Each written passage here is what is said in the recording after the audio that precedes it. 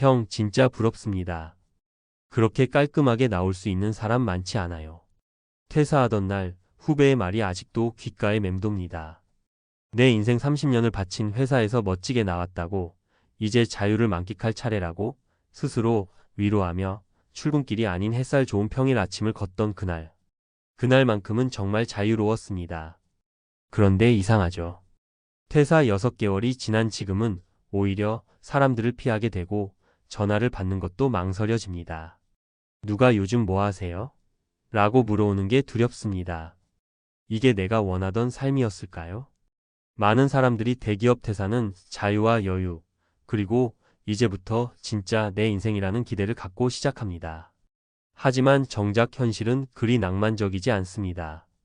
오늘은 그 6개월 후의 진짜 모습을 은퇴 준비와 삶의 관점에서 솔직하게 나눠보려 합니다. 본론 조기 퇴직자들이 마주한 불편한 진실. 1. 자산은 있는데 생활이 불안합니다. 52세 K씨의 고백. K씨는 서울에 아파트 한 채, 예금 2억, 주식 1억 정도를 갖고 있었습니다. 회사에서는 임원 승진 가능성도 있었지만 조직 내 갈등과 건강 문제로 51세에 조기 퇴직했습니다. 퇴사 초기에는 계획도 분명했죠. 건강회복, 자격증 준비, 개인사업 도전. 하지만 6개월이 지난 지금 그는 이렇게 말합니다. 의외로 돈이 줄어드는 속도가 너무 빠르더라고요. 보험료, 자녀 교육비, 차량 유지비에 매달 300만 원은 나가요. 아무리 계산해도 10년 안에 자산이 바닥날 것 같아요. 게다가 취업시장도 냉혹합니다.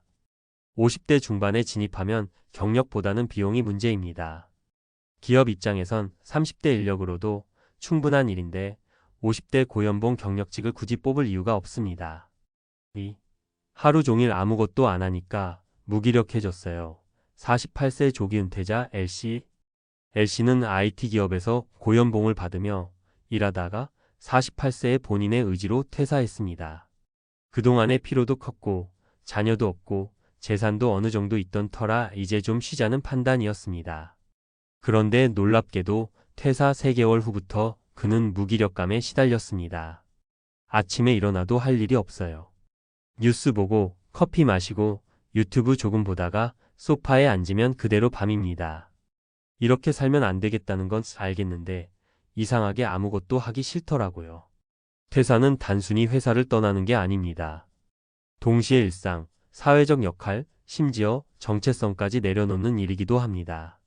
이런 감정적 공백을 메우지 않으면 아무리 돈이 있어도 불안은 깊어질 수밖에 없습니다. 3. 가족들과도 점점 어색해졌어요. 55세 은퇴자 박 과장의 이야기.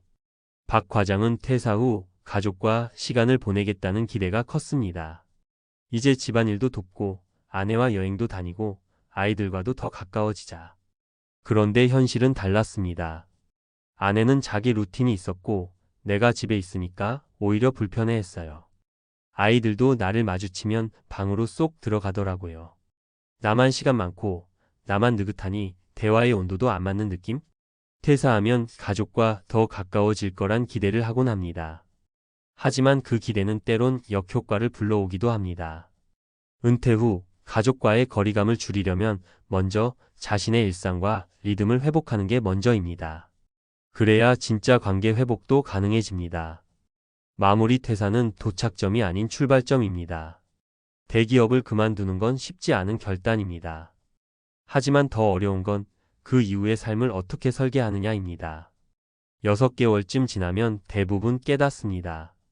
퇴사가 끝이 아니었구나. 진짜 문제는 이제부터였구나. 은퇴 또는 조기 퇴직을 준비하는 분들이라면 아래 3가지는 꼭 기억하세요. 자산보다 중요한 건 현금 흐름입니다. 매달 고정 지출을 감당할 수 있는 최소한의 수익 구조를 먼저 만들 것. 마음의 루틴이 무너지면 삶도 흔들립니다. 하루의 루틴을 꼭 만들어야 합니다. 산책, 글쓰기, 유튜브 운영, 작은 알바라도 좋습니다.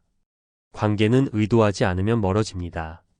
가족과 친구, 커뮤니티와의 연결은 시간이 많아져서가 아니라 의도적으로 유지해야 합니다.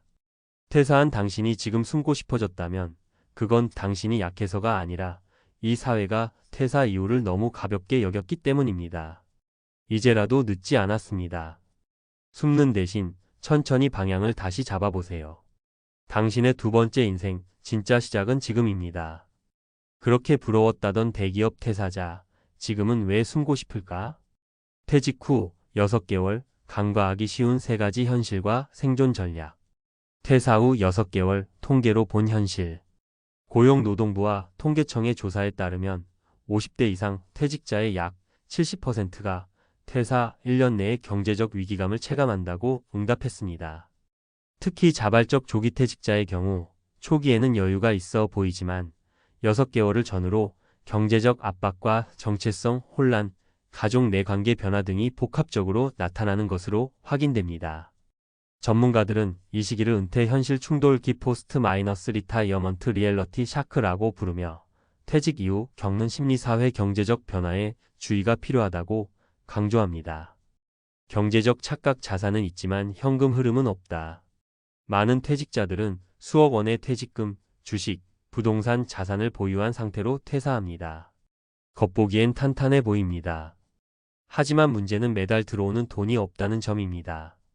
고정비 건강보험, 차량 유지비, 통신비, 가족 생활비는 줄지 않고 은행이자와 배당 수익만으로 생활비를 감당하기엔 부족한 경우가 많습니다. 게다가 최근 고금리, 고물가 시대에선 현금 보유액이 빠르게 줄어듭니다. 해결책은 퇴직 전부터 월 10만 200만 원 수준의 소득원을 미리 확보해야 합니다. 예. 블로그 유튜브 수익화, 온라인 강의, 퇴직자의 전문성 기반 프리랜서 활동, 자격증 활용한 시간제 근무 등 심리적 함정 무기력과 정체성 상실, 퇴사 초기에는 해방감이 있습니다. 하지만 이내 반복되는 일상 없음, 사회적 연결 단절, 목적 없는 하루에 점차 무기력감과 무존재감을 느끼게 됩니다. 심리학적으로 이 시기를 실존적 공백기 에그지스텐셜 보이드라고 부르며 인간은 역할과 사회적 관계가 상실되었을 때 심리적 불안정이 커진다고 합니다. 회사에서는 팀장, 이사였던 내가 집에선 그냥 시간 많은 사람이 됩니다. 해결책은 퇴사 후에는 반드시 새로운 정체성을 설계해야 합니다. 예. 지역 사회 봉사자, 시니어 유튜버, 중장년 취미 모임 리더, 퇴직자 대상 상담사 등 역할이 생기면 삶의 방향도 생깁니다. 가족 내 갈등 시간이 늘수록 거리도 멀어지는 이유. 가장 흔한 오해 중 하나는 퇴사하면 가족과 더 친해질 것이다입니다. 하지만 실제론 역할 변화에 적응하지 못하면서 갈등이 생깁니다. 배우자는 본인의 루틴을 침범당한다고 느끼고 자녀는 오히려 퇴직한 부모를 부담스러워하며 당사자는 소외감을 느끼게 됩니다. 이 현상을 가족 내 역할 충돌 소셜, 롤 컨플릭트이라고 부르며 중년 이후 가족 관계의 흔들림을 초래하는 주요 원인으로 지적됩니다.